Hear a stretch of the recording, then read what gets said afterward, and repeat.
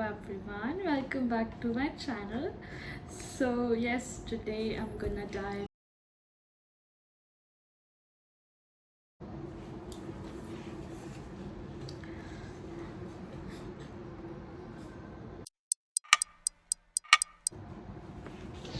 Hello everyone, how are you guys doing?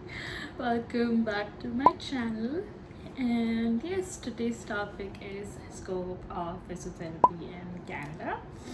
So firstly, let's talk about how the student life is in Canada.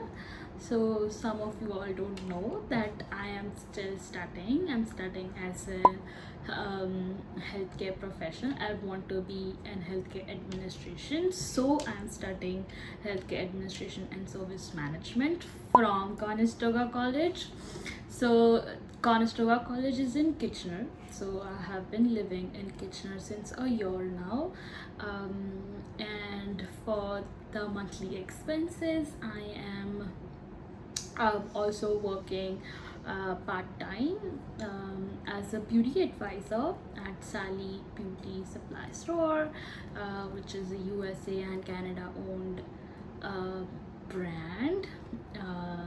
Yes, and if we talk about the scope of physiotherapy in Canada, so suppose let's say if an internationally graduated physiotherapist who wants to come to Canada and who wants to be a physiotherapist in Canada, there is a set of protocols you have to follow.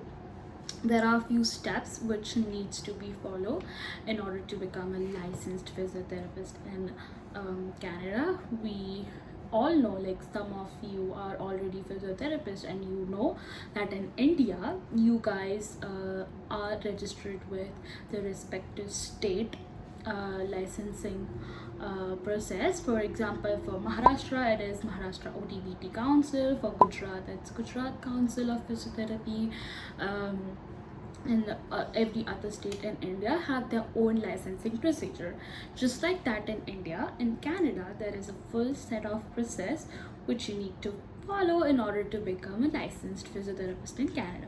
So the first step, what how you're gonna be a physiotherapist in Canada, the question answer will be that you need to go through a process of Canadian Alliance of Physiotherapy Regulators.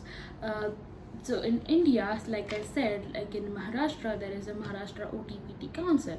So in Canada, there is a regulated alliances which regulates the physiotherapy licensing procedures. So that is CAPR, Canadian Alliance of Physiotherapy Regulators. They decide the set of rules. They decide the criteria to become a licensed physiotherapist.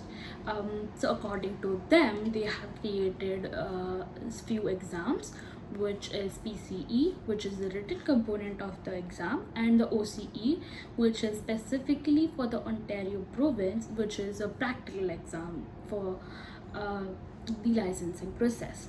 And if you clear both of the exams, you become a physiotherapist in Canada. That's the only process.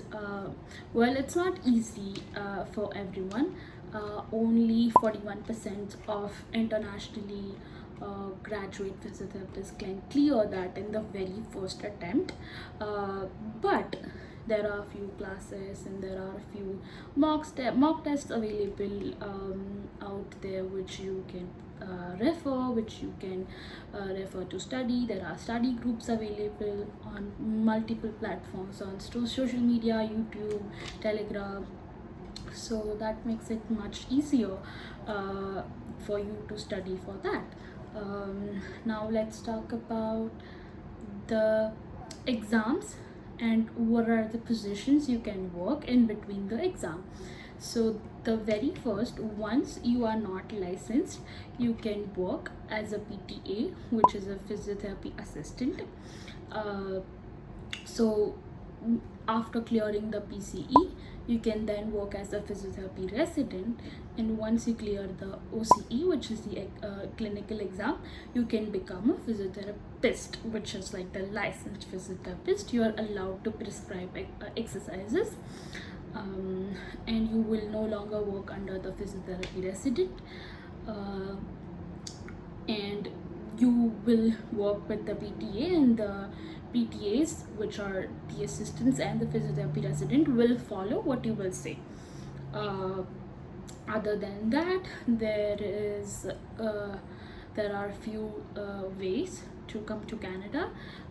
There is one way people choose to give PCE in India, and there is another option in which you come here on a student visa and then study for the exam, which I choose. That's, I think, pretty much it. If we talk about the healthcare industry of Canada, we all know that there are gonna be always a shortage of healthcare professionals in Canada. So they are making the process very much easier from 2026. It's still the same, but the recent news, they have changed the few criteria and few the language proficiencies. I am also gonna make a detailed video on CAPR and the criterias for them, for the credentialing criterias, and for on the exam criterias and the passing marks and everything. Yes, that's pretty much it. Yep. And if you like the video, like, share, subscribe, and thank you so much for watching.